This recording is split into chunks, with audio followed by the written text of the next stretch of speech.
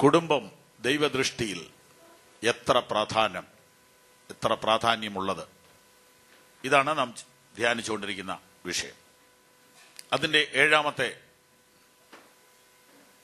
ചിന്തയിലേക്ക് കടക്കുകയാണ്. ദൈവം തന്റെ പുത്രനെ ഈ ഭൂമിയിലേക്ക് അയച്ചപ്പോൾ അതിനുവേണ്ടി ദൈവം തിരഞ്ഞെടുത്തത് ഒരു കുടുംബത്തെയാണ്. ജനിക്കാനും വളരാനും മാനുഷിക മൂല്യങ്ങൾ പഠിക്കാനും പഠിപ്പിക്കപ്പെടാനും ഒരു വീടിനെ സർവശക്തൻ ആശ്രയിച്ചു. ദൈവത്തിന് വേറെ സംവിധാനങ്ങൾ വേണമെങ്കിൽ ഉണ്ടാക്കാമായിരുന്നു. എന്നാൽ അങ്ങനെ ഉണ്ടാക്കാതെ ഒരു കുടുംബത്തിന്റെ സംരക്ഷണത്തിൽ യേശുവിനെ വളരാൻ സർവശക്തൻ ആഗ്രഹിച്ചു, അനുവദിച്ചു. അതിന്റെ അർത്ഥം എന്താണ്? ദൈവം കുടുംബത്തെ വിശ്വസിക്കുന്നു, ദൈവം കുടുംബത്തെ ബഹുമാനിക്കുന്നു. ലൂക്കോസിന്റെ സുവിശേഷം 2-ാം അധ്യായം 51-ാം വാക്യത്തിൽ, പിന്നെ അവൻ അവരോട് കൂടെ ഇറങ്ങി നസ്രത്തിൽ വന്ന് മാതാപിതാക്കൾക്ക് കീഴടങ്ങിയിരുന്നു. കാറ്റും കടലും യേശുവിന് കീഴടങ്ങിയിരുന്നു. അശുദ്ധാത്മാക്കൾ യേശുവിന് കീഴടങ്ങി. അവന് കീഴടങ്ങാത്ത ഒന്നുമില്ല. പക്ഷെ അവൻ ഒരു നിശ്ചിത സമയം മാതാപിതാക്കന്മാർക്ക് കീഴടങ്ങിയത്. ഒരു കുഞ്ഞിന്റെ സ്വഭാവം രൂപീകരിക്കപ്പെടുന്നത് വീട്ടിൽ വെച്ചാണ്. ഒരു കുഞ്ഞിന്റെ ശരീരവും മനസ്സും വളരുന്നത് വീട്ടിൽ വെച്ചാണ്. അവന്റെ അകത്തെ മനുഷ്യൻ രൂപം പ്രാപിക്കുന്നത് വീടിന്റെ അന്തരീക്ഷത്തിലാണ്. ദൈവപുത്രനായ യേശു മനുഷ്യനായി ഭൂമിയിൽ വരുമ്പോൾ ഒരു കുടുംബത്തിൽ ജനിക്കാനും ഒരു കുടുംബത്തിൽ ജീവിക്കാനും ഒരു കുടുംബത്തിൽ വളരാനും പിതാവ് ആഗ്രഹിച്ചു, അനുവദിച്ചു. അതിൻ്റെ അർത്ഥം കുടുംബം ദൈവത്തിന് പ്രധാനമാണ്. ദൈവം കുടുംബത്തെ വിശ്വസിച്ചു. തന്റെ പുത്രനെ ഒരു വീട്ടിലങ്ങ് ഏൽപ്പിച്ചു. ആ വീട് ഒരു ധനിക വീടല്ലായിരുന്നു, നമുക്കറിയാം. സമ്പന്ന കുടുംബം അല്ലായിരുന്നു, ദരിദ്ര കുടുംബമാണെന്ന് തെളിവുണ്ട്. യാഗം കഴിക്കാൻ പോകുന്ന ആ ഭാഗം ശ്രദ്ധിച്ചാൽ ദാരിദ്ര്യരേഖയ്ക്ക് താഴെയുള്ള വീടാണെന്ന് മനസ്സിലാവും. എന്നിട്ടും ആ കുടുംബത്തെ ദൈവം വിശ്വസിച്ചു. കുടുംബം പ്രധാനമാണ്. 8ാമത്തെ കാര്യം, സാക്ഷാൽ ദൈവമനുഷ്യനായി ഭൂമിയിൽ വന്ന കർത്താവായ യേശു തന്റെ പരസ്യ ശുശ്രൂഷ ആരംഭിച്ചത് ഒരു കല്യാണ വീട്ടിലാണ്. അറിയാതെ സംഭവിച്ചതാണോ അത്? സന്ദർഭവശാൽ അങ്ങനെ വന്നതാണോ? ഒരിക്കലുമല്ല.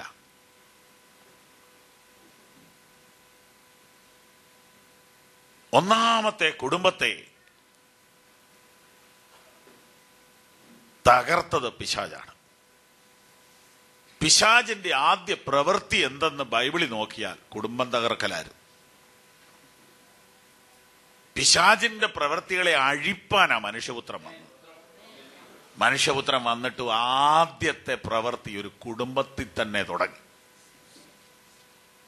അറിഞ്ഞോണ്ടല്ലേ? കുടുംബത്തെ തകർക്കാനായിട്ട് പിശാച് ആദ്യത്തെ പ്രവൃത്തി ആരംഭിച്ചു. ദൈവപുത്രൻ പിശാചിന്റെ പ്രവൃത്തിയെ അഴിക്കാൻ ഭൂമിയിൽ വന്നപ്പോൾ തന്റെ പ്രവൃത്തി കുടുംബത്തിൽ ആരംഭിച്ചു. ആ വീട്ടിൽ ആ കല്യാണത്തിന് ആ വീഞ്ഞ് തീർന്നു പോയ പ്രശ്നം അത് മതി ഒരു വിവാഹമോചനത്തിൽ കലാശിക്കാൻ. അതൊരു വാക്ക് തർക്കമായി, അതൊരു അടിയായി, അതൊരു അഭിമാന പ്രശ്നമായി, അത് ഉന്തും തള്ളുവായി ആ ഭാര്യയും ഭർത്താവും അകലാൻ അത് കാരണമാകാമായിരുന്നു. ചെറുതായിട്ട് ആരംഭിക്കുന്ന പ്രശ്നമാണ് വലുതായി പിന്നീട് തീരുന്നത്. കർത്താവ് ആ വിഷയത്തിൽ ഇടപെട്ട് പരിഹരിച്ചതുകൊണ്ട് ആ കുടുംബം തകർന്നില്ല. നമ്മുടെയൊക്കെ വീടുകളിൽ എത്രയോ പ്രാവശ്യം വീഞ്ഞു തീർന്നു പോയിട്ടുണ്ട്. കർത്താവ് ഇടപെട്ടത് കൊണ്ടല്ലേ തകരാതെ നിന്നത്. അനേക പ്രാവശ്യം വീഞ്ഞു തീർന്നു പോയ വീടുകളാണ് നമ്മുടെയൊക്കെ വീടുകൾ. വീഞ്ഞ് തീർന്നുപോയി. അപ്രതീക്ഷിതമായ സമയത്ത് സന്തോഷം തീർന്നു പോവുക, സമാധാനം വറ്റിപ്പോവുക, പ്രതീക്ഷകൾ അസ്ഥാനത്താകുക, കണക്കുകൂട്ടലുകൾ തെറ്റുക, സ്വപ്നങ്ങൾ തകരുക. എത്രയോ പ്രാവശ്യം നമ്മുടെ വീടുകളിൽ ഇങ്ങനെയൊക്കെ സംഭവിച്ചിട്ടുണ്ട്. യേശു ഇടപെട്ട് ആ തകർച്ച മാറ്റി തന്നതുകൊണ്ടല്ലേ നമ്മുടെ കുടുംബം ഇന്ന് നിലനിൽക്കുന്നത്. കൈകൾ ഉയർത്തി ദൈവത്തിന് സ്തോത്രം ചെയ്താണ്.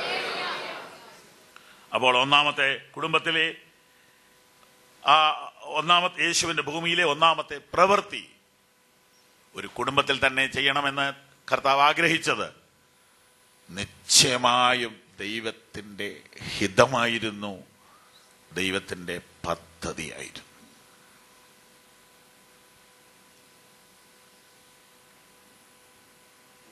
ഒൻപതാമത്തെ കാര്യം, കുടുംബം പ്രധാനപ്പെട്ടതാണ്. ഒമ്പതാമത്തെ കാര്യം, യേശു കർത്താവിന്റെ ഉപമകളിൽ കല്യാണം പലപ്പോഴും ഉപയോഗിച്ചിട്ടുണ്ട്. പ്രസിദ്ധമായ മുടിയംപുത്രന്റെ ഉപമ ഒരു കുടുംബകഥയാണ്. മത്തായി 22 രാജാവിന്റെ പുത്രന്റെ കല്യാണ സദ്യ എന്ന് പറഞ്ഞിരിക്കുന്നത് സുവിശേഷത്തെക്കുറിച്ചാണ്.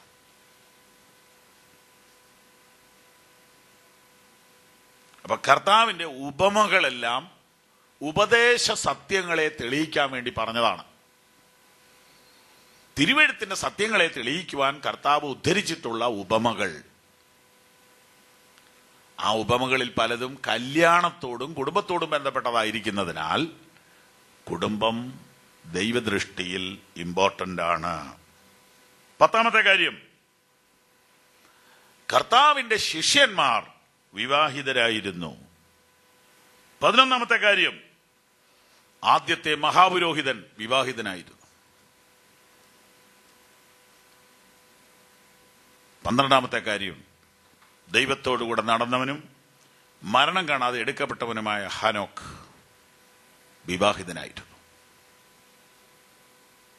കൊച്ചു കൊച്ചു കാര്യമാണെങ്കിലും ഇതെല്ലാം വലിയ കാര്യമാണ്. നീട്ടിപ്പറയാം, പക്ഷെ നീട്ടിപ്പറയാതെ അങ്ങ് പറഞ്ഞു പോവുകയാണ്. വിവാഹവും കുടുംബജീവിതവും പ്രധാനമാണ് എന്നതിന്റെ തെളിവാണിതെല്ലാം. ദൈവം പേര് പറഞ്ഞ് വിളിച്ച് വേർതിരിച്ച ഒന്നാമത്തെ മഹാപുരോഹിതൻ വിവാഹിതനായിരുന്നു. ദൈവത്തോട് കൂടെ നടന്ന് ദൈവം അവനെ എടുത്തുകൊണ്ടതിനാൽ കാണാതെയായി എന്ന് പറയുന്ന ആ മഹാനായ മനുഷ്യൻ വിവാഹിതനായിരുന്നു. അദ്ദേഹത്തിന് ഭാര്യയും മക്കളും ഉണ്ടായിരുന്നു. കുടുംബജീവിതം ഒരു ചെറിയ കാര്യമാണോ? അതിപരിശുദ്ധ സ്ഥലത്തേക്ക് ആണ്ടിൽ ഒരിക്കൽ കയറി ചെല്ലുവാൻ അവകാശമുള്ള ഏക വ്യക്തി അഹരോനാണ്. ജീവിതത്തിൽ മാലിന്യം സംഭവിച്ചാൽ അയാൾ അതിപരിശുദ്ധ സ്ഥലത്ത് വെച്ച് മരിച്ചുപോകും. അപ്പോൾ വിവാഹ ജീവിതം മാലിന്യമല്ല എന്നുള്ളതിന്റെ തെളിവല്ലേ അത്? വിവാഹ ജീവിതം മാലിന്യമല്ല, പരിശുദ്ധമാണ്.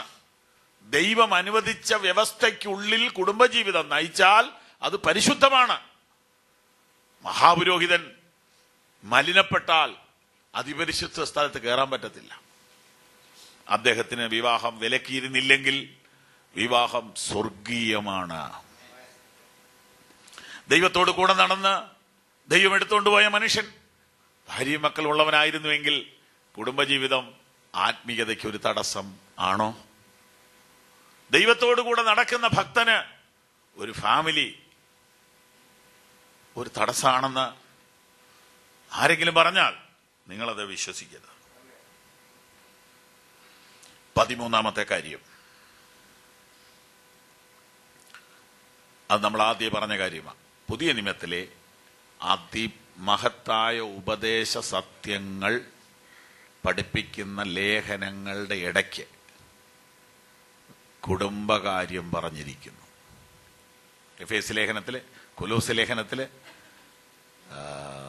പത്രോസ് ലേഖനത്തില്, കൂടാതെ ഇടയ ലേഖനത്തില്. പുതിയ നിയമത്തിലെ അതിപ്രധാന ഉപദേശ സത്യങ്ങളോട് തത്തുല്യമാണ് ഫാമിലി എന്ന് വരുന്നു. ഒന്നുകൂടെ പറയാം.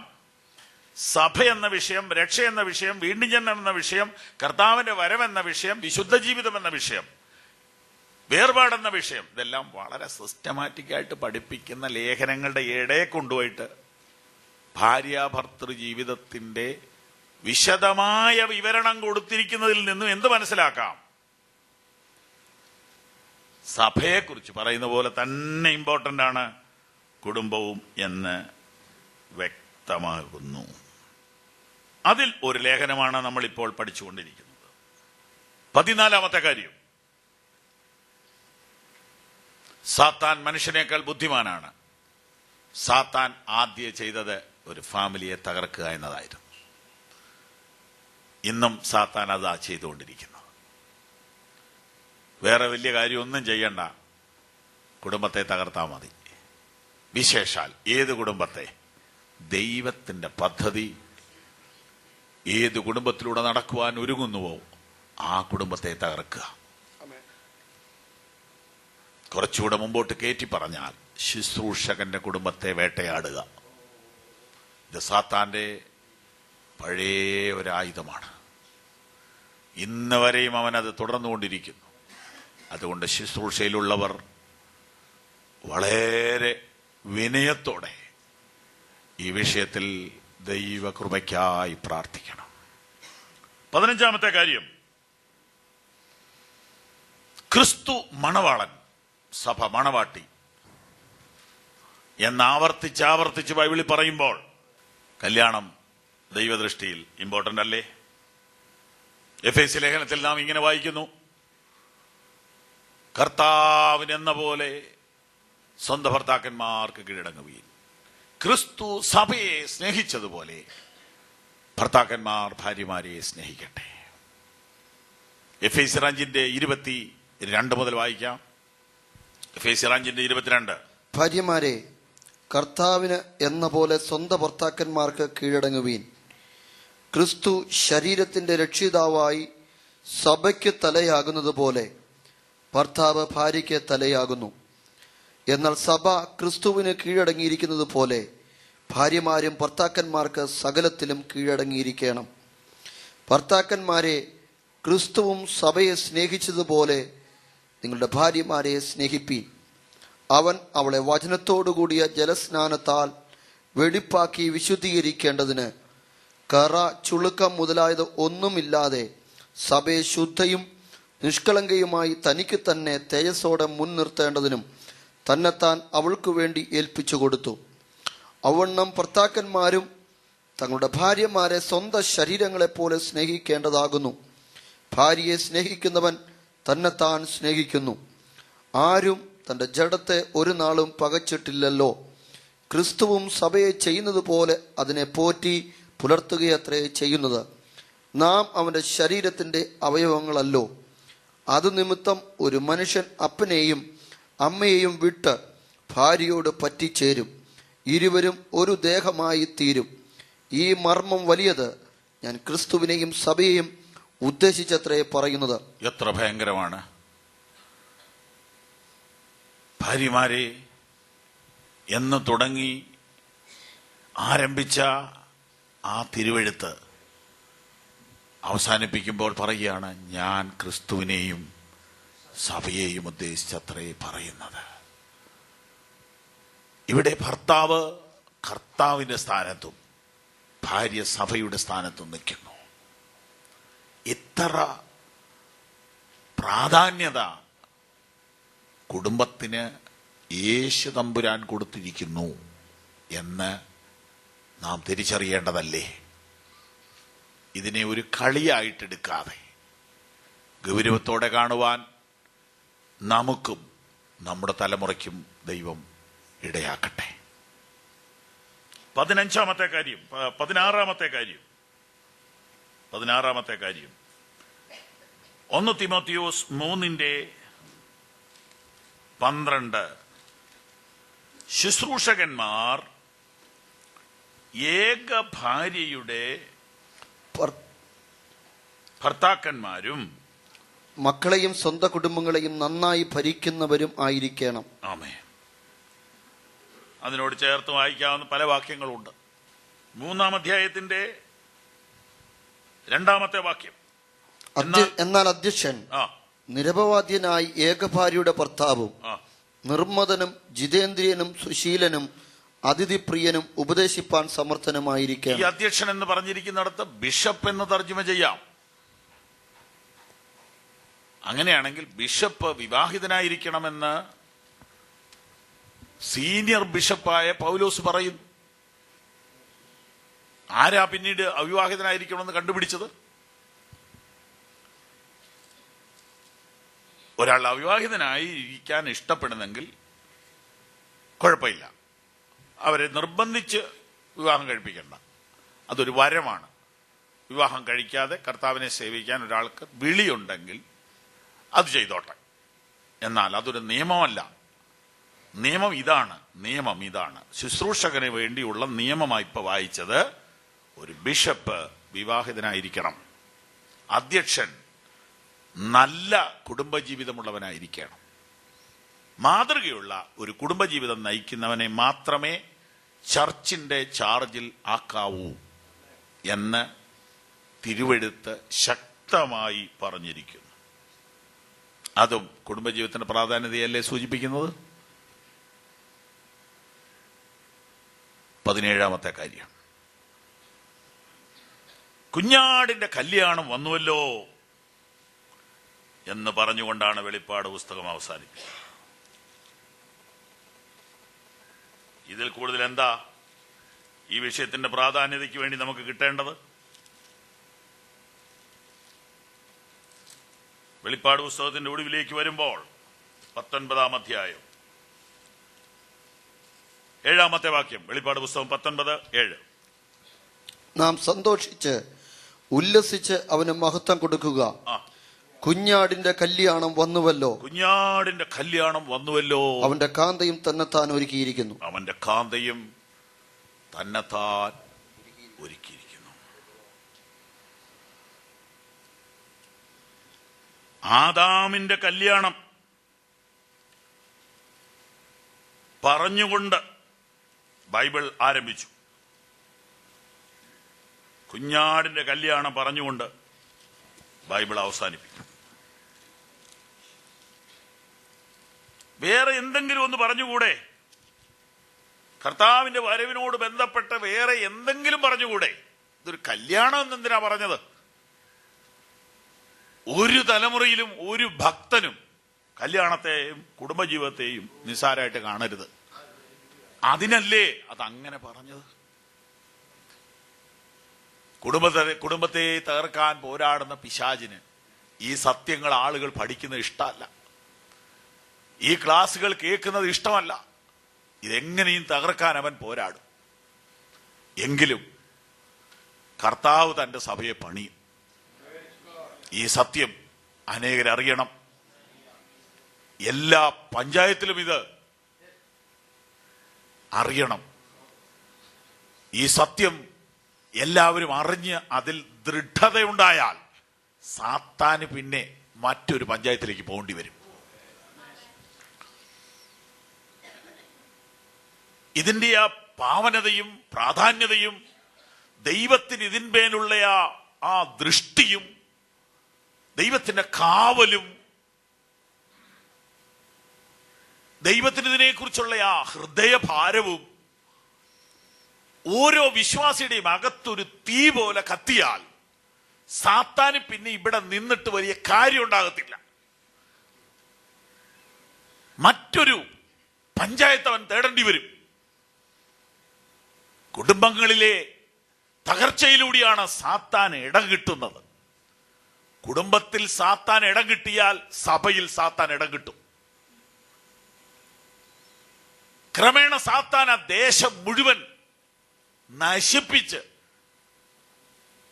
അറക്കാനും മുടിക്കാനും സാധിക്കും. തലമുറകളെ തകർത്ത് ദൈവ പദ്ധതിയിൽ നിന്ന് അകറ്റി അശുദ്ധിയിലും വൃത്തികേടിലും അഴിഞ്ഞാടുവാൻ, അഴിച്ചുവിടുവാൻ സാത്താന്റെ കയ്യിൽ കിട്ടും. എന്നാൽ ഈ സത്യങ്ങൾ ഏതെങ്കിലും കുടുംബത്തിനകത്ത് അതിന്റെ ഉള്ള മഹത്വത്തോടുകൂടെ പ്രകാശിച്ചാൽ സാത്താന് പിന്നെ എങ്ങനെ അവിടെ പ്രവർത്തിക്കാൻ പറ്റും? ഇത് എവിടെയാണ് പാളിച്ച പറ്റിയത്? സത്യസുവിശേഷം പ്രസംഗിക്കുന്ന, തിരുവെഴുത്തിന്റെ ഉപദേശ സത്യങ്ങൾക്ക് വേണ്ടി നിലകൊള്ളുന്ന സമൂഹങ്ങളിൽ ഈ കാര്യത്തിന് വേണ്ടത്ര സമയമോ പഠിപ്പിക്കലോ കുറെ കാലങ്ങളായി ഇല്ലാതെ വന്നു. ആകെ കൂടെ ഈ ഭാഗങ്ങൾ ഇന്നിവിടെ എടുത്ത ഈ 17 അല്ല അതിൽ കൂടുതലും കാര്യങ്ങൾ പരാമർശിക്കപ്പെടുന്ന ഏക സ്ഥലം കല്യാണമാണ്. ആ കല്യാണത്തിൽ ഇപ്പോൾ എന്ത് സംഭവിച്ചെന്നറിയാമോ? കല്യാണത്തിൽ സമയം കിട്ടത്തില്ല. ഇതൊന്നും പറയാൻ പറ്റൂല. ഇന്ന് കല്യാണം നടത്തുന്ന പാസ്റ്ററെ കുറിച്ച് ചെറുക്കന്റെ വീട്ടുകാർക്ക് പെണ്ണിന്റെ വീട്ടുകാർക്കുള്ള ഏറ്റവും വലിയൊരു സന്തോഷം എന്നാന്നറിയാമോ? ഏറ്റവും വേഗം കല്യാണം നടത്തി തരുന്ന ഒരു പാസ്റ്റർ. അങ്ങനെ ഒരു പാസ്റ്ററെയാണ് അവരെ കാത്തിരിക്കുന്നത്. പുള്ളിക്കാരനാണേലുണ്ടല്ലോ 15 മിനിറ്റ് കൊണ്ട് കല്യാണം നടത്തി കയ്യിൽ തരും. അതുകൊണ്ട് നമുക്ക് പുള്ളിയെ വിളിച്ചാൽ മതി. അതിപ്പോ ഇവിടെ ഇരുന്ന് നമ്മൾ ഇത് കേട്ടോണ്ടിരിക്കുന്ന നമ്മളും സമയം വരുമ്പോൾ അത് തന്നെ പറയും. കാരണം എന്നാ വെച്ചാൽ പെൺകൂട്ടരെ അവർക്ക് പെട്ടെന്ന് തിരിച്ചു പോകണം. അവര് കാസർഗോട്ടെന്നാണ് വരുന്നത്. ചെറുക്കൻ കൂട്ടരാണ് 5 ദിവസം അവധിയുള്ളൂ, അമേരിക്കയ്ക്ക് പോകണം.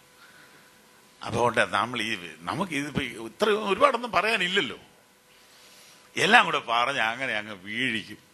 എന്തോ ചെയ്യാനാ, ഞങ്ങൾക്ക് നിവൃത്തിയില്ലല്ലോ, കുടുംബങ്ങളെ കളയാനും മേലല്ലോ. അപ്പൊ അതുകൊണ്ട് ഞങ്ങളങ്ങ് നടത്തി കൊടുക്കുക.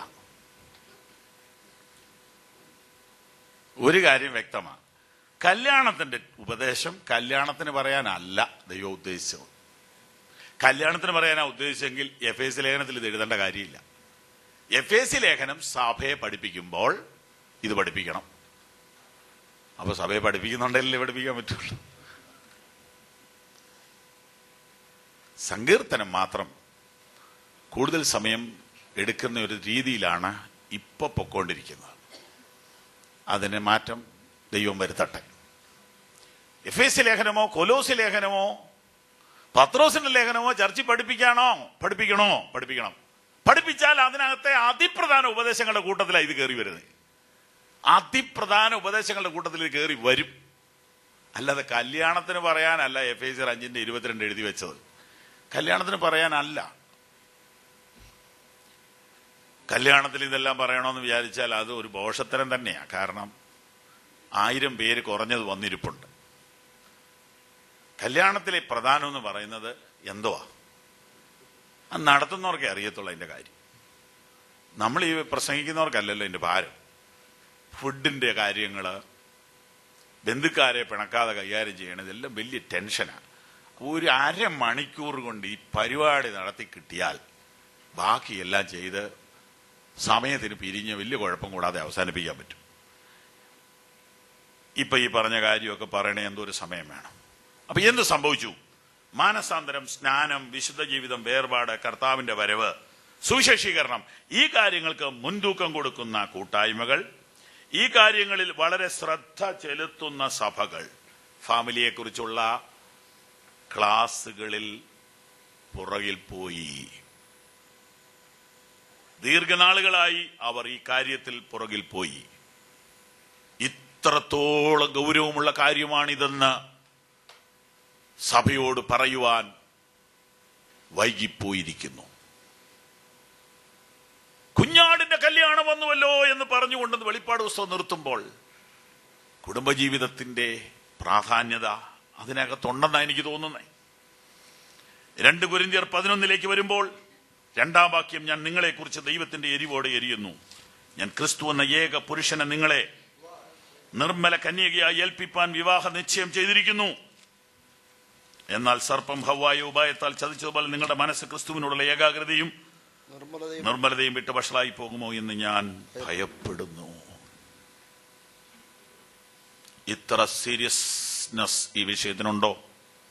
ഉണ്ടെങ്കിൽ ദൈവം കൊടുക്കുന്ന ഗൗരവം നമുക്കും കൊടുക്കാം പ്രിയരെ. തമ്പുരാൻ കാണുന്നത് പോലെ നമുക്ക് ഈ വിഷയത്തെ കാണാം പ്രിയരെ. കണ്ണുകൾ അടയ്ക്കാം. 17 കാര്യങ്ങൾ നിങ്ങൾ കുറിച്ചു എന്ന് ഞാൻ പ്രതീക്ഷിക്കുന്നു. കർത്താവായ ദൈവമേ, കുടുംബജീവിതത്തിന് ദൈവം കൊടുത്ത പ്രാധാന്യത ഞങ്ങൾ കൊടുക്കുവാനും ഞങ്ങളുടെ തലമുറകൾ അത് ഗ്രഹിപ്പാനും ഇടയാക്കണമേ. യേശുവിന്റെ നാമത്തിൽ തന്നെ കൈകൾ ഉയർത്തി ഒരിക്കൽ കൂടെ ദൈവത്തിന് സ്തോത്രം ചെയ്താട്ടെ. നമ്മുടെ ലേഖനത്തിലേക്ക് നമുക്ക് മടങ്ങി വരാം. പത്രോസിന്റെ ലേഖനം 3-ാം അധ്യായം 1-ാം വാക്യം വീണ്ടും വായിക്കാം. ഭാര്യമാരെ, നിങ്ങളുടെ ഭർത്താക്കന്മാർക്ക് കീഴടങ്ങിയിരിപ്പീൻ. അവരിൽ വല്ലവരും വചനം അനുസരിക്കാത്ത പക്ഷം ഭയത്തോടുകൂടിയ നിങ്ങളുടെ നിർമ്മലമായ നടപ്പ് കണ്ടറിഞ്ഞ് വചനം കൂടാതെ ഭാര്യമാരുടെ നടപ്പിനാൽ ചേർന്നു വരുവാൻ ഇടയാകും. നിങ്ങളുടെ അലങ്കാരം തലമുടി പിന്നുന്നതും പൊന്നണിയുന്നതും വസ്ത്രം ധരിക്കുന്നതും ഇങ്ങനെ പുറമേ ഉള്ളതല്ല, സൗമ്യതയും സാവധാനതയുമുള്ള മനസ്സ് എന്ന അക്ഷയഭൂഷണമായ ഹൃദയത്തിന്റെ ഗൂഢമനുഷ്യൻ തന്നെ ആയിരിക്കണം. അത് ദൈവസന്നിധിയിൽ വിലയേറിയതാകുന്നു. ഇങ്ങനെയല്ലോ പണ്ട് ദൈവത്തിൽ പ്രത്യാശ വച്ചിരുന്ന വിശുദ്ധ സ്ത്രീകൾ തങ്ങളെ തന്നെ അലങ്കരിച്ച് ഭർത്താക്കന്മാർക്ക് കീഴടങ്ങിയിരുന്നത്. അങ്ങനെ സാറ അബ്രഹാമിനെ യജമാനൻ എന്ന് വിളിച്ച് അനുസരിച്ചിരുന്നു. നന്മ ചെയ്ത് യാതൊരു ഭീഷണിയും പേടിക്കാതിരുന്നാൽ നിങ്ങൾ അവളുടെ മക്കൾ ആയി തീർന്നു. അടുത്ത വാക്യം കൂടെ. അങ്ങനെ തന്നെ ഭർത്താക്കന്മാരെ, നിങ്ങളുടെ പ്രാർത്ഥനയ്ക്ക് മുടക്കം വരാതിരിക്കേണ്ടതിന് വിവേകത്തോടെ ഭാര്യമാരോട് കൂടെ വസിച്ച് സ്ത്രീജനം ബലഹീനപാത്രം എന്നും അവർ ജീവന്റെ കൃപയ്ക്ക് കൂട്ടവകാശികൾ എന്നും ഓർത്ത് അവർക്ക് ബഹുമാനം കൊടുപ്പീൻ. മതി. 7 വാക്യങ്ങൾ ഫാമിലിയെ കുറിച്ച് പത്രോസ് പറയുന്നു. പത്രോസ് ഒരു കുടുംബസ്ഥനായിരുന്നു എന്ന് മാത്രമല്ല, അദ്ദേഹം തന്റെ അമ്മായിയമ്മയെ പോലും നന്നായി നോക്കിയിരുന്നു. മാതാപിതാക്കന്മാരെ ബഹുമാനിക്കുകയും ഭാര്യയെ സ്നേഹിക്കുകയും ചെയ്തിരുന്ന ഒരു കുടുംബനാഥനായിരുന്നു പത്രോസ് എന്ന് തിരുവചനം ശ്രദ്ധിച്ചാൽ നമുക്ക് കണ്ടെത്താൻ കഴിയും. അങ്ങനെ അനുഭവസ്ഥനായ പത്രോസ് കർത്താവിന്റെ വരവിനെക്കുറിച്ച് പറയാൻ വേണ്ടിയാണ് ഈ ലേഖനം എഴുതിയത്. ഒടുവിലത്തെ ലേഖനത്തിലേക്ക് വരുമ്പോൾ താൻ വ്യക്തമായി പറയുന്നുണ്ട്, കർത്താവിന്റെ പ്രത്യക്ഷതയെക്കുറിച്ച് പറയാനാണ് ഞാൻ വന്നത്. എന്നാൽ ആ കൂട്ടത്തിൽ കുടുംബജീവിതം പറയാൻ അദ്ദേഹം സമയമെടുത്തു. എന്താണ് അദ്ദേഹം നമുക്ക് തരുന്ന പ്രബോധനം? ഫാമിലിയെക്കുറിച്ച് പത്രോസ് നൽകുന്ന ചിന്തകൾ എന്തല്ല? സ്ത്രീയെ സംബന്ധിച്ച് 5 കാര്യം നമുക്കിവിടെ കാണാം. 5 കാര്യം. 1, കീഴടങ്ങുന്ന സ്ത്രീ. 2, മാതൃകയോടെ ജീവിക്കുന്ന സ്ത്രീ. 3, ആർഭാടങ്ങൾക്ക് അടിമപ്പെടാത്ത സ്ത്രീ. അലങ്കാരത്തിനും ആർഭാടത്തിനും അടിമപ്പെടാത്ത സ്ത്രീ. 4, നന്മ ചെയ്യുന്ന സ്ത്രീ. 5, ഭയപ്പെടാത്ത സ്ത്രീ.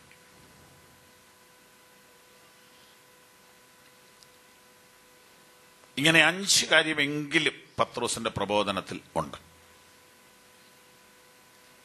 1, 2, 3 നമുക്ക് നോക്കാം. 1, കീഴടങ്ങുന്ന സ്ത്രീ. വാക്യം 1. ഭാര്യമാരെ, നിങ്ങളുടെ ഭർത്താക്കന്മാർക്ക് കീഴടങ്ങിയിരിപ്പീൻ. ഇത് ദൈവത്തിന്റെ നിയമമാണ്, മനുഷ്യന്റെ നിയമമല്ല. ഇന്ന് വരെ ബൈബിൾ ഇന്ത്യയിൽ വിലക്കിയിട്ടില്ല. ഇന്ത്യയിൽ ബൈബിൾ വിലക്കപ്പെട്ട ഗ്രന്ഥമല്ല. വിലക്കപ്പെട്ട രാജ്യങ്ങളുണ്ട്. ഈ രാജ്യത്ത് ജീവിക്കുമ്പോൾ ബൈബിൾ പ്രമാണിക്കുന്നതിന് ഗവൺമെന്റ് തടസ്സമല്ല. ബൈബിളിന്റെ പ്രമാണം ദൈവത്തിന്റെ പ്രമാണമാണ്. ദൈവത്തിന്റെ പ്രമാണം ഇതാണ്: ഭാര്യമാർ ഭർത്താക്കന്മാർക്ക് കീഴടങ്ങിയിരിക്കണം.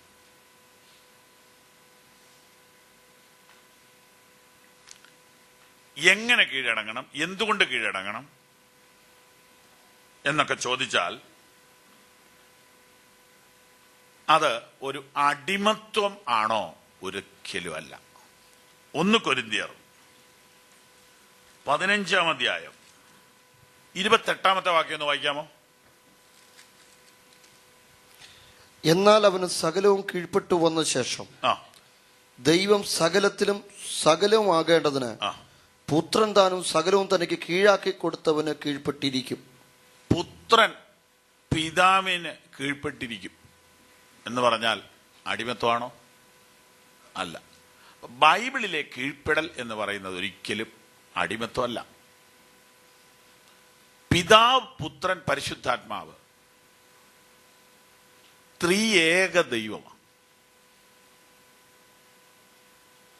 ഞാനും പിതാവും ഒന്നാകുന്നു. എന്നെ കണ്ടവൻ പിതാവിനെ കണ്ടിരിക്കുന്നു. ഇങ്ങനെ തീർത്തു പറഞ്ഞ യേശു തമ്പുരാൻ ഇതാ പിതാവിന് കീഴ്പ്പെട്ടിരിക്കുന്നു.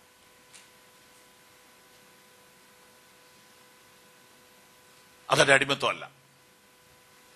പ്രപഞ്ചത്തിലെല്ലാം ഒരു കീഴ്പ്പെടലിലൂടെയാണ് പോകുന്നത്.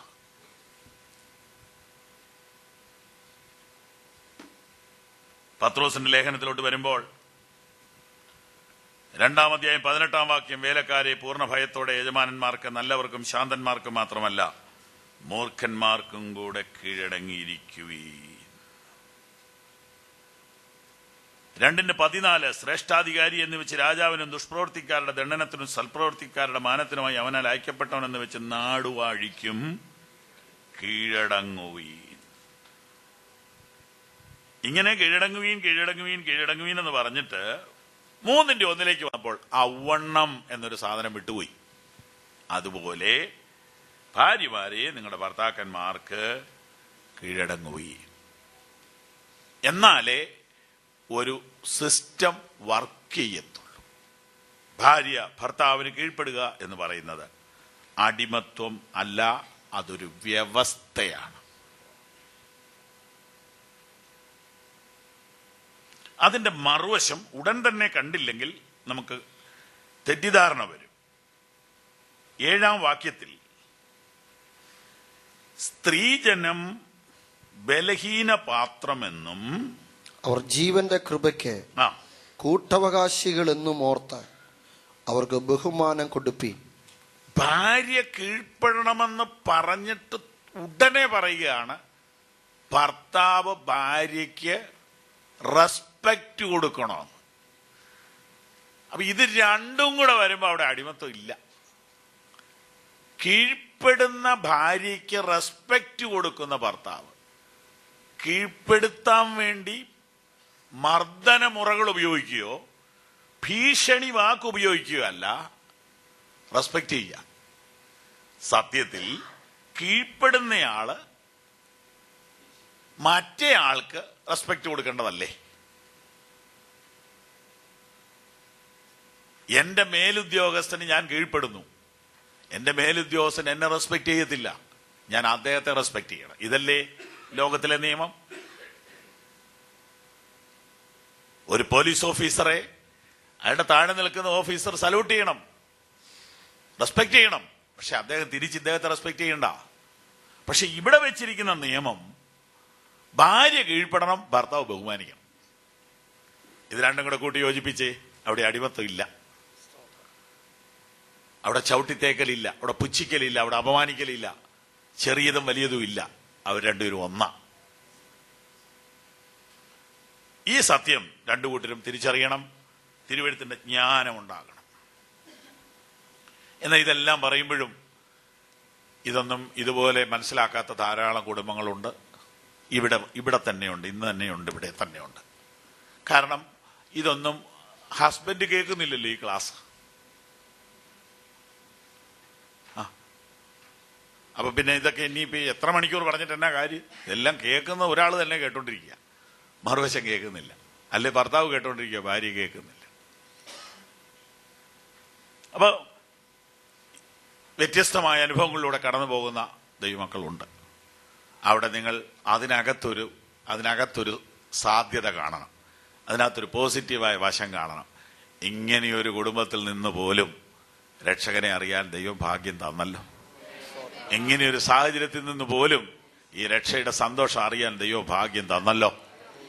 അങ്ങനെ ഇത്ര വലിയ രക്ഷ ഇങ്ങനെയൊരു സാഹചര്യത്തിൽ ദൈവം തന്നെങ്കിൽ അതിനകത്തൂടെ ബാക്കി കൂടെ തരാൻ ദൈവത്തിന് കഴിയുമെന്ന് വിശ്വസിച്ച് പ്രാർത്ഥിക്കുകയല്ലാതെ മറ്റൊരു വഴി കാണുന്നില്ല. കീഴ്പ്പെടുന്ന ഭാര്യ. രണ്ടാമത്തെ പ്രയോഗം നോക്കുക. മാതൃകയോടെ ജീവിക്കുന്ന ഭാര്യ.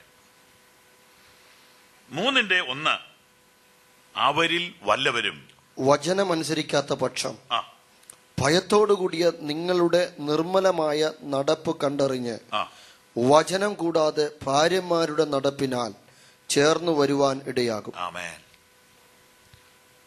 നിങ്ങൾ മാതൃകയായി ജീവിച്ചാൽ നിങ്ങൾക്ക് നിങ്ങളുടെ പങ്കാളിയെ സ്വാധീനിക്കാൻ കഴിയും, ഇൻഫ്ലുവൻസ് ചെയ്യാൻ കഴിയും. അവിടെ അത്ഭുതപ്പെടുത്തുന്ന ഒരു വാക്കുണ്ട്, വചനം കൂടാതെ. വചനം കൂടാതെ. അതൊരു ശക്തമായ പ്രയോഗമാണ്. വചനം കൂടാതെ എങ്ങനെയാ മാനസാന്തരം നടക്കുന്നേ? വചനം കൂടാതെ എങ്ങനെയാ സ്നാനം നടക്കുന്നേ? വചനം കൂടാതെ എങ്ങനെയാ ഒരാൾ വിശ്വാസി വരുന്നേ? വചനം വേണ്ടെന്നല്ല, വചനം കൊടുക്കാനുള്ള അവസരം ദൈവം ഉണ്ടാക്കും. എന്നാൽ അവിടുത്തെ ആശയം ഇതാണ്, ഭാര്യ ഭർത്താവിനോട് പ്രസംഗിക്കാതിരിക്കുക നല്ലത്.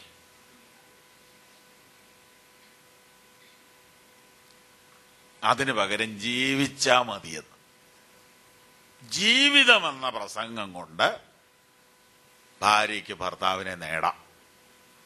അതിനു പകരം പ്രസംഗിക്കാൻ പോയാൽ ഉള്ളതും കൂടെ ഇല്ലാതെയാകും. എന്തൊക്കെ പറഞ്ഞാലും ഭാര്യ പറഞ്ഞത് അങ്ങോട്ട് ശരിയാന്ന് സമ്മതിച്ചു കൊടുക്കാൻ മലയാളിയെ സംബന്ധിച്ച് ഇച്ചിരി ബുദ്ധിമുട്ടാണ്. പവൻ മാറ്റ് സത്യം പറഞ്ഞാലും അവളല്ലേ പറഞ്ഞത് എന്ന് പറഞ്ഞ് അതിനെ ചെറുതാക്കി കാണുന്ന ഒരു ചെറിയ സംസ്കാരം നമ്മുടെ ഇടയിൽ ഇപ്പോഴും ഉണ്ട്. അത് വേറെ വല്ലവരും പറഞ്ഞാൽ ഏറ്റെടുക്കും, പുള്ളിക്കാരത്തി പറഞ്ഞാൽ എടുക്കത്തില്ല. അപ്പൊ പിന്നെ പുള്ളിക്കാരത്തി പറഞ്ഞ് വെറുതെ നശിപ്പിക്കണോ? പ്രാർത്ഥിച്ചാൽ മതി, വേറെ ആരെ കൊണ്ടിലും ദൈവം പറയിപ്പിച്ചോളും. ഭയത്തോടുകൂടിയ നിങ്ങളുടെ നിർമ്മലമായ നടപ്പ്. എന്താ അവിടെ ഉദ്ദേശിക്കുന്നേ? വിശ്വാസത്തിലേക്ക് വന്ന സ്ത്രീ വിശ്വാസത്തിൽ വന്നതിന് ശേഷം അവളിൽ വന്നിരിക്കുന്ന മാറ്റം ഇദ്ദേഹത്തെ അത്ഭുതപ്പെടുത്തണം. ഒരു മനുഷ്യൻ യേശുവിനെ സ്വീകരിച്ചാൽ അവൻ ഏത് തുറയിലായിരിക്കുന്നോ ആ തുറയിൽ അവൻ നമ്പർ 1 ആകുമെന്നാണ് ബൈബിള് പറയുന്നത്. അതായത്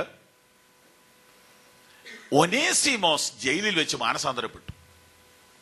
പൗലോസ് അവനെ അവന്റെ പഴയ ബോസിന്റെ അടുത്തോട്ട് വിടുമ്പം പറയുക, മുമ്പേ അവൻ പ്രയോജനമില്ലാത്തവനാ, പക്ഷെ ഇന്നു മുതൽ അവൻ നിനക്കും എനിക്കും നല്ല പ്രയോജന.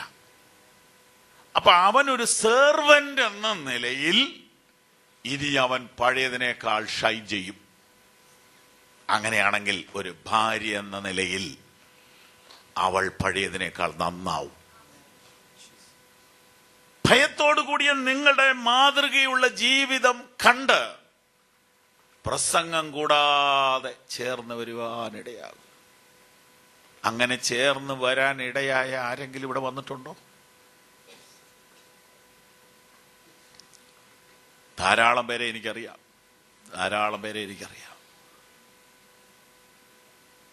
ഒന്നും പറഞ്ഞില്ല, പ്രാർത്ഥിച്ചു, മാതൃകയോടെ ദൈവത്തെ ആരാധിച്ചു, സ്നേഹിച്ചു, ബഹുമാനിച്ചു. ക്രമേണ കുടുംബനാഥൻ വിശ്വാസത്തിലേക്ക് വന്നു. അങ്ങനെയുള്ള അനുഭവമുള്ള ധാരാളം പേരുണ്ട്, ഇവിടെയുമുണ്ട്, കൈവൊക്കിക്കുന്നില്ല.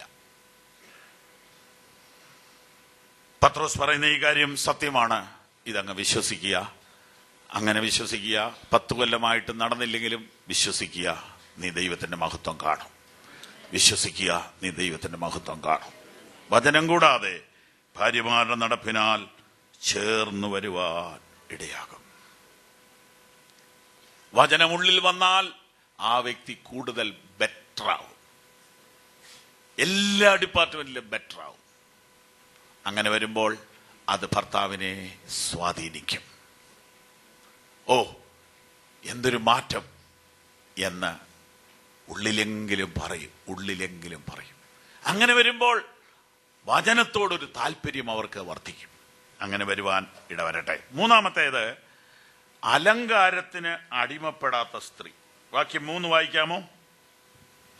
നിങ്ങളുടെ അലങ്കാരം തലമുടി പിന്നുന്നതും പൊന്നണിയുന്നതും വസ്ത്രം ധരിക്കുന്നതും ഇങ്ങനെ പുറമേ ഉള്ളതല്ല. സഹോദരിമാരെ, ഞാൻ ആദ്യ ക്ലാസ്സിൽ പറഞ്ഞു, കുടുംബം തകർന്നാൽ 1-ാം പ്രതി ഭർത്താവാണ്. അപ്പൊ അത് കേട്ടപ്പോൾ സഹോദരിമാർക്ക് സന്തോഷമായി. എന്നാൽ ഈ ഭാഗം ഞാൻ പറയുമ്പോൾ സഹോദരിമാർ പിണങ്ങരുത്. ഈ വസ്ത്രം ധരിക്കുന്നതിനെ കുറിച്ച് പുരുഷന്മാർക്ക് ഒരു നിർദ്ദേശവും ബൈബിളിൽ ഞാൻ കണ്ടിട്ടില്ല. വസ്ത്രം ധരിക്കുന്നതിനെ കുറിച്ച് പുരുഷന്മാർക്ക് വേണ്ടി ഒരു നിർദ്ദേശവും ബൈബിളിൽ കാര്യമായിട്ടില്ല. സ്ത്രീകളോട് പറയുമ്പോൾ നിങ്ങളുടെ അലങ്കാരം തലമുടി പിന്നുന്നതും പൊന്നണിയുന്നതും അങ്ങനെയുള്ളതൊന്നും അല്ല. ഇങ്ങനെ എടുത്ത് പറയുമ്പോൾ നമ്മളൊന്ന് മനസ്സിലാക്കണം, അതിലെന്തോ കാര്യമുണ്ട്. സഹോദരിമാരുടെ ഒരു ബലഹീനതയാണ് ഈ ഡെക്കറേഷൻ എന്ന് പറയുന്നത്. 1 തിമോത്തിയോസ് 2-ാം അധ്യായം 8-9 ഒന്ന് വായിക്കാമോ? ആകയാൽ പുരുഷന്മാർ എല്ലായിടത്തും കോപവും വാഗ്വാദവും വിട്ടകന്ന് വിശുദ്ധ കൈകളെ ഉയർത്തി പ്രാർത്ഥിക്കണം എന്ന് ഞാൻ ആഗ്രഹിക്കുന്നു. അവണ്ണം സ്ത്രീകളും യോഗ്യമായ വസ്ത്രം ധരിച്ച് ലജ്ജാശീലത്തോടും സുബോധത്തോടും കൂടെ തങ്ങളെ അലങ്കരിക്കണം. പിന്നിയ തലമുടി, പൊന്ന്, മുത്ത്, വിലയേറിയ വസ്ത്രം എന്നിവ കൊണ്ടല്ല. അപ്പൊ നോക്കിക്കേ, പുരുഷന്മാരോട് എന്നാ പറഞ്ഞത്? കോപവും വാഗ്വാദവും. അപ്പൊ അവരുടെ ബലഹീനത എന്തുവാ? കോപവും വാഗ്വാദവും. ഞാൻ പറഞ്ഞതാ ശരി, അങ്ങനെ സമ്മതിക്കുന്നവരെ ചോദിച്ചുകൊണ്ടിരിക്കും. അപ്പൊ എന്ത് തെറ്റാ പറഞ്ഞെങ്കിലും ശരി എന്നങ്ങ് പറഞ്ഞേക്കാ, വിഷയം തീരുമല്ലോ. കുടുംബം മുമ്പോട്ട് പോകാനുള്ളൊരു ടെക്നിക്കായി പറയുന്നു, വേറെ നിവൃത്തിയില്ല. അച്ഛൻ പറഞ്ഞാൽ ശരി, പോട്ടെ, വിഷയം തീർന്നല്ലോ. പിറ്റേ ദിവസം പറഞ്ഞാൽ സമ്മതിക്കും. ഇന്നലെ പറഞ്ഞത് ശരിയൊന്നും അല്ലായിരുന്നു, ഞാനങ്ങ് മൂളി.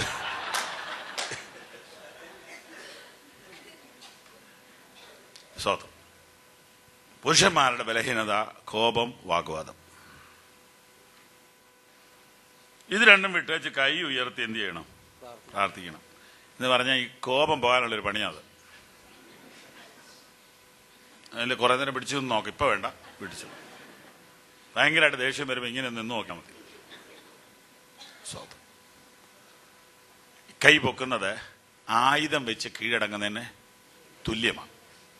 ദൈവസ്ഥനിൽ കീഴടങ്ങുക എന്നതിന്റെ അർത്ഥം. അപ്പൊ പുരുഷന്മാരുടെ കാര്യത്തിൽ ഇത് പറഞ്ഞേച്ച് സ്ത്രീകളുടെ കാര്യത്തിൽ എന്നാ പറയണെന്ന് നോക്കി. അവണ്ണം സ്ത്രീകളും യോഗ്യമായ വസ്ത്രം ധരിച്ചു. അപ്പൊ അവരുടെ ബലഹീനത എന്നതാ? ഇതാ ഇതാ ഇതാ വസ്ത്രമാണ്, അലങ്കാരമാണ് അവരുടെ ബലഹീനത.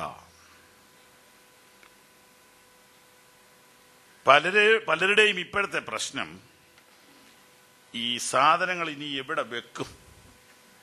ഷെൽഫെല്ലാം നിറഞ്ഞ് അകത്തെ കള്ളിക്കകത്ത് പോലും തിരികെ വെച്ചിരിക്കുക. ഇനിയിപ്പം മേടിക്കാതിരിക്കാൻ പറ്റിയില്ല, കാരണം പുതിയത് ഇറങ്ങുക, പുതിയത് വരിക. അപ്പൊ അത് മേടിക്കാതെ പറ്റത്തില്ല. പഴയത് എന്ത് ചെയ്യും? അങ്ങനെ ഒരു ഭയങ്കര ടെൻഷനിലാണ്. കാരണം ഇതൊരു ചെറിയൊരു തരം ഭ്രാന്താണ്. ഇതിനങ്ങ് അടിമപ്പെടുക. പരസ്യം ഇങ്ങനെ വന്നുകൊണ്ടിരിക്കുക. നമ്മളെ വീട്ടിൽ നിന്ന് ചാടിക്കും. പോയി മേടിപ്പിക്കാനുള്ള ഭയങ്കര ടെക്നിക്ക് ഇങ്ങനെ ടെലിവിഷനിൽ വന്നുകൊണ്ടിരിക്കുക, പത്രത്തിലും എല്ലാം. ഈ ഒരു ബലഹീനതയിൽ നിന്ന് വിടുതൽ പ്രാപിക്കണമെന്ന് ബൈബിൾ പറയുന്നു. പറ്റുമോ എന്ന് പ്രാർത്ഥിച്ച് നോക്കുക. സ്തോത്രം. യോഗ്യമായ വസ്ത്രം ധരിച്ച് ലജ്ജാശീലത്തോടും സുബോധത്തോടും കൂടെ തങ്ങളെ തന്നെ അലങ്കരിക്കണം. തിരുവെഴുത്തിന്റെ ആ പ്രയോഗമൊക്കെ എത്ര നല്ലതാ. ഞാൻ കർത്താവിനെ നന്ദിയോടെ സ്തുതിക്കുന്നു. യോഗ്യമായ വസ്ത്രം, യോഗ്യമായ വസ്ത്രം. ഇത്രയുള്ളതിന് വേറെ അളവും തൂക്കവും ഒന്നും പറയാൻ അപ്പോസ്തലൻ ശ്രമിച്ചിട്ടില്ല. യോഗ്യമാണോ എന്ന് അവരവർ ചിന്തിച്ചാൽ മതി. യോഗ്യമാണോ? നമ്മൾ ഈ ഭൂതഗ്രസ്തൻ സൗഖ്യമായ ഒരു കാര്യം നമ്മൾ വായിക്കുന്നുണ്ടല്ലോ, മർക്കോസ് 5. അവിടെ രസകരമായൊരു പ്രയോഗമുണ്ട്. അവൻ സുബോധം വന്നപ്പോൾ വസ്ത്രം ധരിച്ചു. യേശുവിന്റെ അടുക്കൽ വന്നു. ലക്ഷ്യൻ ഉണ്ടായിരുന്ന ഭൂതഗ്രസ്തൻ വസ്ത്രം ധരിച്ചു സുബോധം പൂർണ്ണം ഇരിക്കുന്നത് കണ്ട് ഭയപ്പെട്ടു. എത്ര വാക്യ? 15-ാമത്തെ വാക്യം. മർക്കോസ് 5:15. ഭൂതഗ്രസ്തൻ വസ്ത്രം ധരിച്ചും സുബോധം പൂണ്ടും ഇരിക്കുന്ന കണ്ടു. എത്രത്തോളം ബോധമുണ്ടോ അത്രത്തോളം വസ്ത്രം ധരിക്കുമെന്ന് അതിന്റെ അർത്ഥം. ബോധം കുറയും തോറും വസ്ത്രം കുറഞ്ഞു കുറഞ്ഞു വരും. ഇത്രയും മനസ്സിലാക്കിയാൽ മതിയല്ലോ. കൂടുതൽ എന്തിനാ മനസ്സിലാക്കണം? സുബോധത്തോടെ വസ്ത്രം ധരിക്കുക. ഇതൊക്കെ ചെറുപ്പക്കാരോട് പറഞ്ഞു കൊടുക്കേണ്ടത് മുതിർന്ന സഹോദരിമാരാണ്. എന്തിനാ കുഞ്ഞെ വസ്ത്രം ധരിക്കുന്നത്? എന്തിനാ ധരിക്കുന്നത്? വസ്ത്രം ഉണ്ടെന്ന് അറിയിക്കാനാണോ? എന്തിനാ വസ്ത്രം ധരിക്കുന്നതെന്നൊരു ചോദ്യം ചോദിച്ചാൽ മതി. എന്തിനാ ധരിക്കുന്നത്? ഈ പരസ്യം കണ്ടിട്ടില്ലേ? സാരി ഇങ്ങനെ കൈ പിടിച്ചോണ്ടിരിക്കുന്നത്. അത് ഉടുത്തോണ്ടിരുന്നാ പോരെ.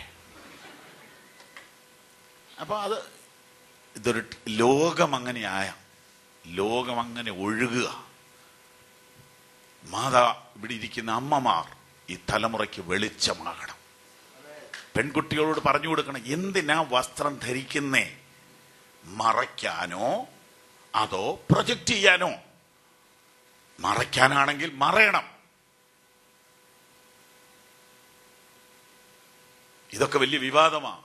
അതിനെക്കുറിച്ച് പറഞ്ഞവരെ എല്ലാം കണ്ടമാനം അപമാനിക്കുകയൊക്കെ ചെയ്തിട്ടുണ്ട്, ടെലിവിഷനിലും ഫേസ്ബുക്കിലും ഒക്കെ. ഞാനിവിടെ തിരുവെഴുത്ത് പറയുന്നു, സുബോധത്തോടെ വസ്ത്രം ധരിക്കുക. ലജ്ജാശീലത്തോടും സുബോധത്തോടും കൂടെ തങ്ങളെ തന്നെ അലങ്കരിക്കണം. സുബോധത്തോടും കൂടെ അലങ്കരിക്കണം. ഡെക്കറേറ്റ് ചെയ്ത മുടിയും പൊന്നും മുത്തും വിലയേറിയ വസ്ത്രങ്ങളും അല്ല നിങ്ങളെ അലങ്കരിക്കേണ്ടത്. അതെ, മൂന്നാമത്തെ ചിന്ത, അലങ്കാരത്തിന് അടിമപ്പെടാത്ത സ്ത്രീ. പത്രോസ് നമുക്ക് തരുന്ന മൂന്നാമത്തെ സ്ത്രീ, അലങ്കാരത്തിന് അടിമപ്പെടാത്ത സ്ത്രീ. നാലാമത്തേത്, നന്മ ചെയ്യുന്ന സ്ത്രീ. നന്മ ചെയ്ത് യാതൊരു ഭീഷണിയും പേടിക്കാതിരുന്നാൽ. നന്മ ചെയ്യുന്ന സ്ത്രീ. സദൃശ്യവാക്യങ്ങളുടെ ഒടുവിലത്തെ പുസ്തകത്തിലേക്ക് വരുമ്പോൾ അവൾ നന്മ ചെയ്യുന്നവളാണ്. അവളുടെ വീട്ടിലുള്ള എല്ലാവർക്കും അവൾ നന്മ ചെയ്യും. നന്മ ചെയ്യുന്ന സ്ത്രീ, പോസിറ്റീവാണ് അവൾ. അഞ്ചാമത്തെ കാര്യം, ഭയപ്പെടാത്ത സ്ത്രീ. ആറാമത്തെ വാക്യം ഇങ്ങനെ വായിക്കുന്നു, നന്മ ചെയ്ത് യാതൊരു ഭീഷണിയും പേടിക്കാതിരുന്നാൽ നിങ്ങൾ അവളുടെ മക്കൾ ആയിത്തീർന്നു. നന്മ ചെയ്ത് യാതൊരു ഭീഷണിയും പേടിക്കാതിരുന്നാൽ. പേടിക്കണ്ടെന്ന് എന്താ കാര്യം? വചനപ്രകാരം ദൈവത്തിന്റെ പ്രമാണത്തിൽ നിൽക്കുന്ന ഒരാൾക്ക് ക്രമേണ കിട്ടുന്ന ഏറ്റവും വലിയൊരു സമ്പത്ത് എന്നാണെന്നറിയാമോ? ധൈര്യം. യഹോവ എന്റെ പക്ഷത്തുണ്ട്, ഞാൻ പേടിക്കയില്ല. മനുഷ്യൻ എന്നോട് എന്ത് ചെയ്യും? അത് പുരുഷന്മാരാകട്ടെ സ്ത്രീകളാകട്ടെ, ദൈവത്തിന്റെ പ്രമാണം അനുസരിച്ച് ഭക്തിയോടെ പ്രാർത്ഥനയോടെ ജീവിച്ചാൽ നിങ്ങളെ ആർക്കും ഒന്നും ചെയ്യാൻ പറ്റുകയില്ല. ദൈവം നമുക്ക് അനുകൂലമെങ്കിൽ നമുക്ക് പ്രതികൂലം ആര്? നന്മ ചെയ്ത് യാതൊരു ഭീഷണിയും പേടിക്കാതിരുന്നാൽ നിങ്ങൾ അവളുടെ മക്കളായി. സാറയെ കുറിച്ചാ പറയുന്നു. പേടിക്കണ്ട, ദൈവം നിങ്ങളുടെ കൂടെയുണ്ട്. പേടിക്കണ്ട, ദൈവം നിങ്ങളുടെ കൂടെയുണ്ട്. നിങ്ങൾ ദൈവവചനമല്ലേ അനുസരിച്ച് ജീവിക്കുന്നത്?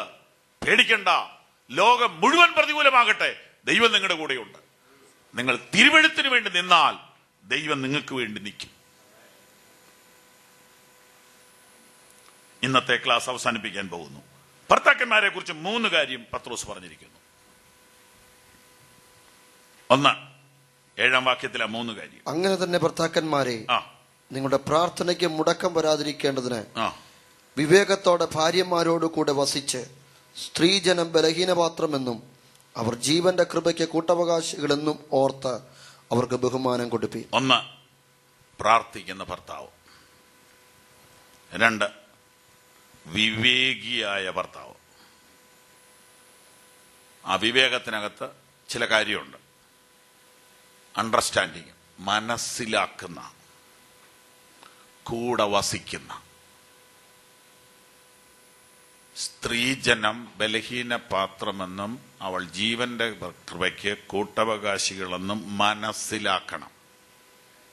അവിടെ ഒന്നുകൂടെ കടത്തി പറയുക, ഇതൊരു കോമൺ അണ്ടർസ്റ്റാൻഡിങ് ആ പത്രോസ് പറഞ്ഞിരിക്കുന്നത്. പക്ഷെ അത് പോരാ, ഒരു ഇൻഡിവിജ്വൽ അണ്ടർസ്റ്റാൻഡിങ് വേണം.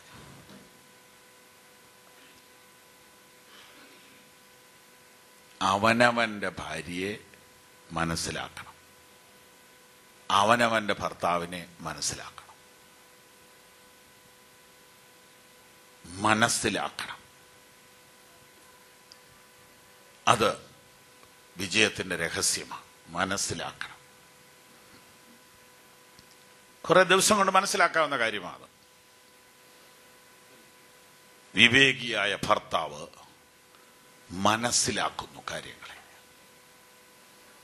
മനസ്സിലാക്കി പ്രവർത്തിച്ചാൽ എവിടെയും ജയം കിട്ടും.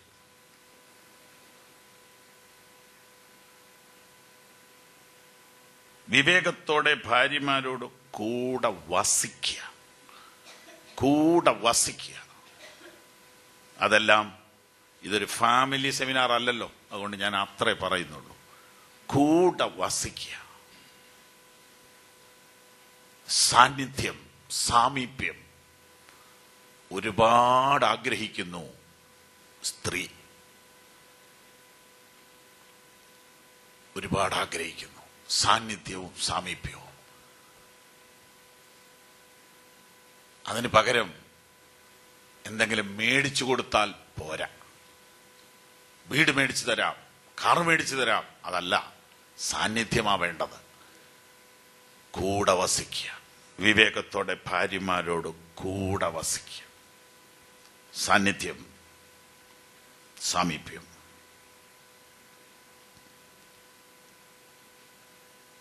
ബലഹീന പാത്രമാണെന്ന് മനസ്സിലാക്കണം.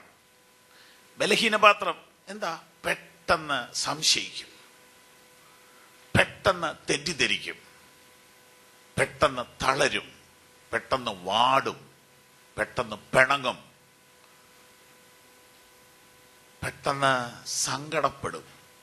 ബലഹീന പാത്രം എന്ന് മനസ്സിലാക്കണം.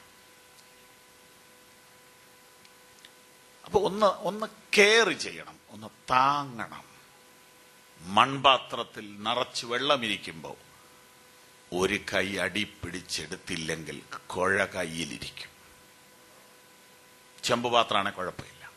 ഒന്ന് താങ്ങണം, ബലഹീനയാണെന്ന് മനസ്സിലാക്കണം, ഒന്ന് കെയർ ചെയ്യണം. ഇല്ലെങ്കിൽ പൊട്ടിപ്പോവും. പിന്നെ വലിയ വിഷമത്തിൽ ചെന്ന് കലാശിക്കും. ഭർത്താക്കന്മാർ ബൈബിൾ പഠിച്ചാൽ ആ നാട് രക്ഷപ്പെടും. കാരണം ആ കുടുംബം രക്ഷപ്പെടുമല്ലോ, അപ്പൊ പിന്നെ ആ കുഞ്ഞുങ്ങൾ രക്ഷപ്പെടുമല്ലോ, അപ്പൊ പിന്നെ ആ തലമുറ രക്ഷപ്പെടുമല്ലോ, ആ നാട് രക്ഷപ്പെടും. അതെ, കെയർ ചെയ്യുന്ന ബഹുമാനം. 3-ാമത്തെ കാര്യം, ബഹുമാനിക്കുന്ന ഭർത്താവ്. പ്രാർത്ഥിക്കുന്ന ഭർത്താവ്, വിവേകിയായ ഭർത്താവ്. വിവേകി എന്നതിനകത്ത് മനസ്സിലാക്കുക, കൂടെ വസിക്കുക, കെയർ ചെയ്യുക. 3-ാമത്തേത്, റെസ്പെക്റ്റ് കൊടുക്കുന്ന ഭർത്താവ്. സ്ത്രീകളെ അപമാനിക്കുന്നത് ഒരു നല്ല സംസ്കാരമല്ല. സ്ത്രീകളെ ബഹുമാനിക്കുന്നതാണ് നല്ല സംസ്കാരം. മാന്യന്മാരാരും സ്ത്രീകളെ അപമാനിക്കത്തില്ല. അവർക്ക് ബഹുമാനം കൊടുക്കുകയും. വാസ്തവത്തിൽ അവരെയല്ലേ ബഹുമാനിക്കേണ്ടത്? സ്ത്രീകൾ ജീവിക്കുന്നത് ആർക്കു വേണ്ടിയാ? സ്ത്രീകൾ 90% സ്ത്രീകൾ ജീവിക്കുന്നത് ഭർത്താവിനും കുഞ്ഞുങ്ങൾക്കും വേണ്ടി. അവർ സഫർ ചെയ്യുക. പഴയ കാര്യങ്ങൾ പറഞ്ഞ ഇന്നത്തെ കാലം ഒരു ഇച്ചിരി ചേഞ്ചുണ്ട്. പഴയ അമ്മമാരെ പഠിച്ചാൽ നമ്മൾ അത്ഭുതപ്പെടും. എത്രയോ സമയം അവർ ഭക്ഷണം കഴിക്കാതെ വെയിറ്റ് ചെയ്യും, ഭർത്താവും മക്കളും വന്ന് കഴിക്കാൻ വേണ്ടിയിട്ട്. അന്നൊന്നും അതുപോലെ ഭക്ഷണം ഇല്ലെങ്കിൽ ഒടുവിൽ അവർ കഴിക്കാതെ കിടക്കും. എന്നിട്ട് കഴിച്ചില്ലെന്നുള്ള കാര്യം ആരോടും പറയത്തുമില്ല. ഇങ്ങനെയാണ് ഈ കുടുംബങ്ങളെ പല അമ്മമാരും പണിതെടുത്തത്. വാസ്തവത്തിൽ അങ്ങനെയുള്ള സ്ത്രീകളെ ബഹുമാനിക്കേണ്ടതല്ലേ? അവർക്ക് ബഹുമാനം കൊടുക്കുകയും. അവിടെ ഇവിടെ ഒന്ന് രണ്ടെണ്ണം കുഴപ്പക്കാരുണ്ടെങ്കിലും പൊതുവെ പറഞ്ഞാൽ സ്ത്രീകൾ ജീവിക്കുന്നത് ഭർത്താക്കന്മാർക്ക് വേണ്ടിയ. ഭർത്താവിന് ഇഷ്ടമുള്ള വസ്ത്രം ധരിക്കുക, ഭർത്താവിന് ഇഷ്ടമുള്ള വസ്ത്രം ധരിക്കുക, ഭർത്താവിന് ഇഷ്ടമുള്ള ഭക്ഷണം ഞാനും കഴിച്ചോളാം, എനിക്കത് മതി, എൻ്റെ ഇഷ്ടം വേണ്ട. ഇന്ന് ഇച്ചിരി ചേഞ്ച് വന്നിട്ടുണ്ട്, കാലം മാറി വരുന്നു. എങ്കിലും ബൈബിളിന്റെ കൾച്ചറാണ് നല്ലതെന്ന് ഒരു സുവിശേഷൻ എന്ന നിലയിൽ ഞാൻ നിങ്ങളോട് പറയുന്നു. അതുകൊണ്ട് സ്ത്രീകളെ ബഹുമാനിക്കുക. 3 കാര്യം ഭർത്താക്കന്മാരോട് പറഞ്ഞതിൽ ഒന്നാമത്തേത് പ്രാർത്ഥിക്കുന്ന ഭർത്താവ്. അവിടെ എഴുതിയിരിക്കുന്നു, ഭർത്താക്കന്മാരെ നിങ്ങളുടെ പ്രാർത്ഥനയ്ക്ക് മുടക്കം വരാതിരി. അപ്പൊ പ്രാർത്ഥനയ്ക്ക് മുടക്കം വന്നാൽ ആരാ കുറ്റക്കാരൻ? ഭർത്താവാണ്. പ്രാർത്ഥന മുടങ്ങാതെ ആരാ നോക്കേണ്ടത്? ഭർത്താവ്. കുടുംബ പ്രാർത്ഥന മുടങ്ങാതിരിക്കണമെങ്കിൽ ആര് ശ്രദ്ധിക്കണം? ഭർത്താവ് ശ്രദ്ധിക്കണം. അതിനുവേണ്ടി എന്ത് ചെയ്യണം? വിവേകത്തോടെ ഭാര്യമാരോട് കൂടെ വസിക്കണം. എന്ന് പറഞ്ഞാൽ മോഹം വല്ലാണ്ടിരുന്നാൽ കുടുംബ പ്രാർത്ഥന നടക്കത്തില്ല. അപ്പൊ കുടുംബ പ്രാർത്ഥന സന്തോഷത്തോടുകൂടി നടക്കണം എന്നുണ്ടെങ്കിൽ അത് കണ്ടു വേണം പകലൊക്കെ പെരുമാറാൻ. കുടുംബ പ്രാർത്ഥന സന്തോഷമാണെങ്കിൽ ആ കുടുംബത്തിൽ ദൈവസാന്നിധ്യം നിറഞ്ഞു നിൽക്കും. അത് കണ്ട് കുഞ്ഞുങ്ങൾ വളർന്നു വരും. അങ്ങനെ ദൈവത്താൽ അനുഗ്രഹിക്കപ്പെട്ട കുടുംബമായി നമ്മുടെ കുടുംബം തീരും. നമ്മുടെ കുടുംബങ്ങളിലൂടെ ദൈവ പദ്ധതി നടക്കും. കണ്ണുകളടയ്ക്കാൻ പ്രാർത്ഥിക്കാം.